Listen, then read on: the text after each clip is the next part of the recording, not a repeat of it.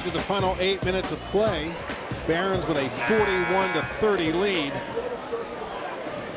And I'm looking over the notes and the numbers here, and especially Cascione. I mean, he came in averaging 18 points per game. Only one time this season was he held to single digits, and that was in the first game of the year against Schuylkill Haven when he was held to 7 points.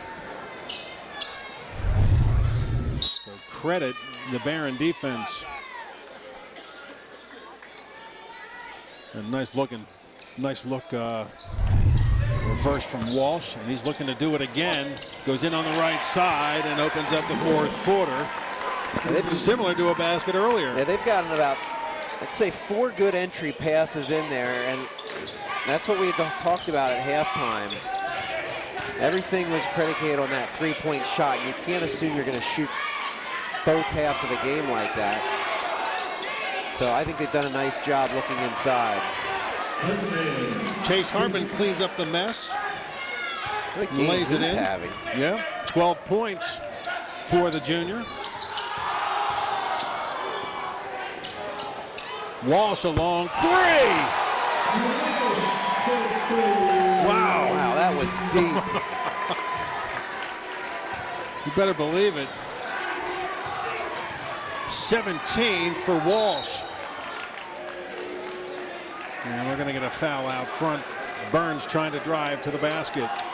You saw there on that last possession of the court by Wyomissing, even though it is a full court defense, it's a much more conservative defense than we've seen sometimes. So they're not running all over the place. They're kind of moving back with them on defense, kind of closing away the middle lane.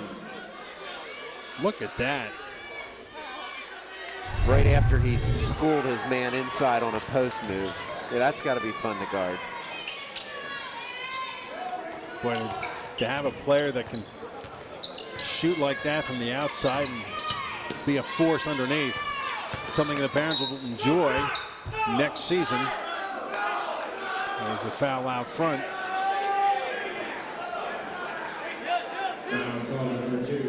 Kobe Gatchell picks up his first. Each team now with 3 personal fouls.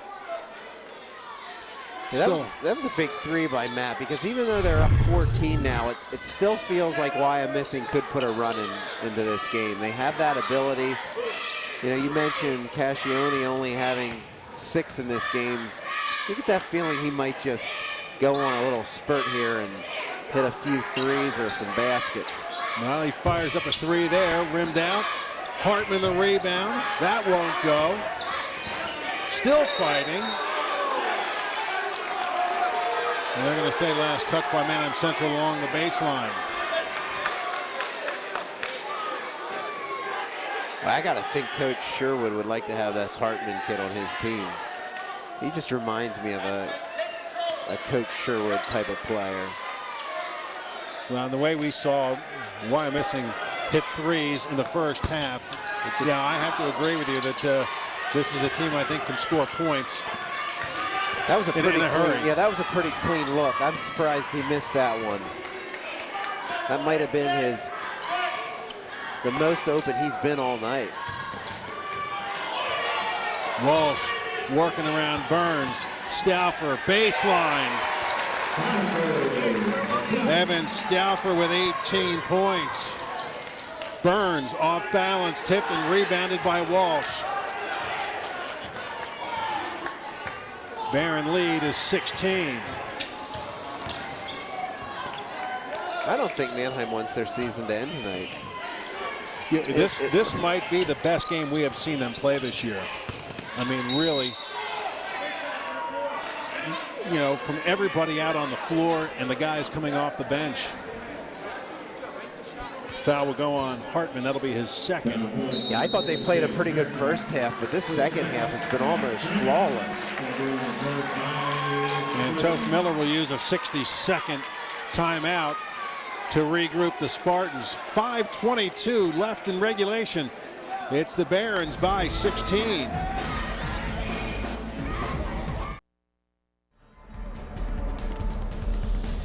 Back in Manheim, Eric May and Ryan Landis. 5:22 left Right now, Manheim Central with a 16-point lead and looking to make it to the field of 16, which opens up next week.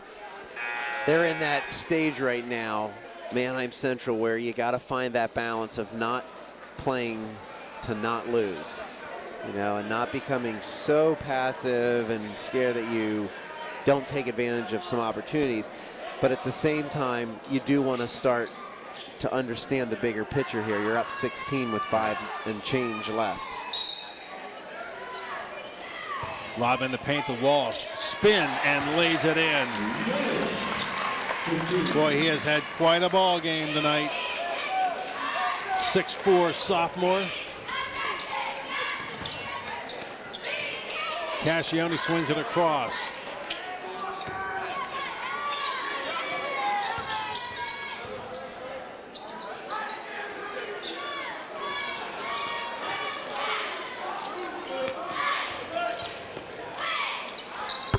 Boy, good looking shot by Spencer Lloyd. Second bucket of the ball game for Lloyd.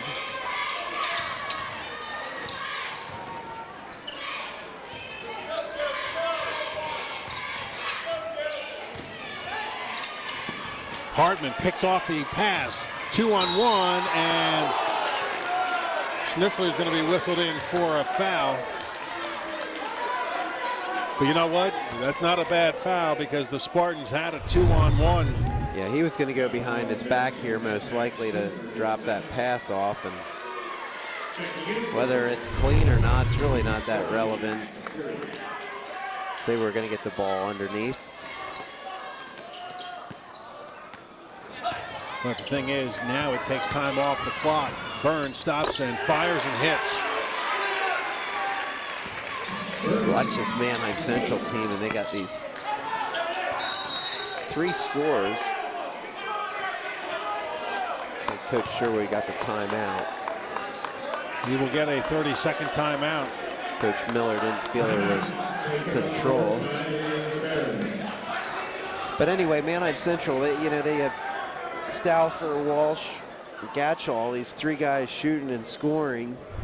And then he can say, yeah, and by the way, I have this guy, Zach Schnitzler. He's only going to average score 2 or 3 points, but he's going to be a better defender than most of the guys you've seen all year, so have fun with that. And my big guy, he can dribble the ball and handle it as well as most of your guards out there. So, I mean, Wyomissing has to be frustrated with some of the things that Manheim Central's been able to do in this game. Well, that's when you look at this Manheim Central team, yeah, okay, so Schnitzler's averaging 2 points a ball game, but that doesn't say the impact he has on this team because everybody seems to know their role. And they're fulfilling it to their best of their ability here tonight. I just love the way the game's been played and the way the game's been coached, because they hit those shots early in the first half, and instead of just falling in love with the threes and that being the only thing they did, the second half, they actually did the opposite. They said, all right, we've made these threes. The law of the averages and the balances, we're not going to be able to make them all game long. We're going to go inside this half. In the first half, they played half-court defense. Second half, they came out and threw full-court defense, and it's really kind of changed the flow of things. Cascione picked up the foul. Stauffer missing on the 3. Cascione's 3. That rimmed out. Brumbach the rebound, and there was not a blue jersey around the rim. So the Barons hold them to one and done.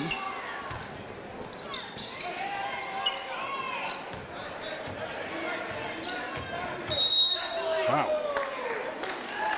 Matt Walsh throwing a hip check into Chase Hartman. Well, if you're going to get a foul called on you, I guess that's the way to do it. Get the most out of it. Thornton is going to check back in. Hartman will sit down. 3 minutes and 20 seconds left in regulation. Baron lead is 14. Lloyd, he's going to be fouled underneath by Evan Stauffer. As you mentioned, Cascione with his season low right now.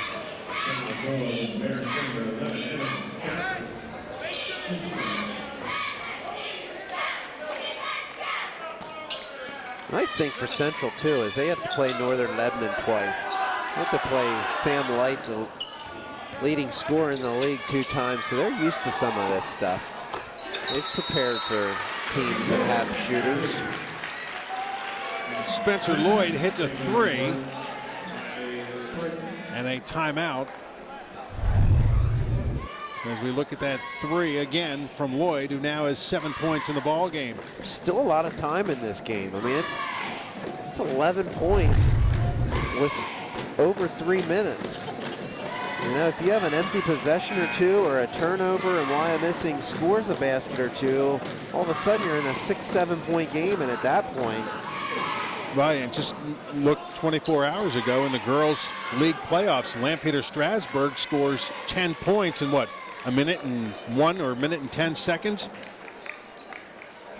And they knock off a Manheim Township team that I think a lot of people were kind of penciling in for the league final tomorrow. Right, and at some point very, very soon, the next foul after this, Manheim's going to have to hit some front ends here of foul shots. And if you don't do that, that's how a team gets back in a game pretty quickly. Predictions here for that game, but they're going to go at them and give them the best shot they have. For Wyomissing, I'll tell you what, a frustrating night for Joe Cascione, their leading scorer. The Barons defensively, they threw everything at him, and it worked. Held him to a season low, 6 points, 2 3-point buckets. For Wyomissing, they were led by Gerald Burns with 15. Chase Hartman with a solid ball game. He had 13. The key, though, was down the stretch. 3 out of 7 at the line in the game for Wyomissing. For Manheim Central, Matt Walsh with just a dominating performance. 25 points, 4 for 4 from the foul line, 3 3-point buckets, a pair of block shots, and a number of rebounds. Evan Stauffer, 18 points as well.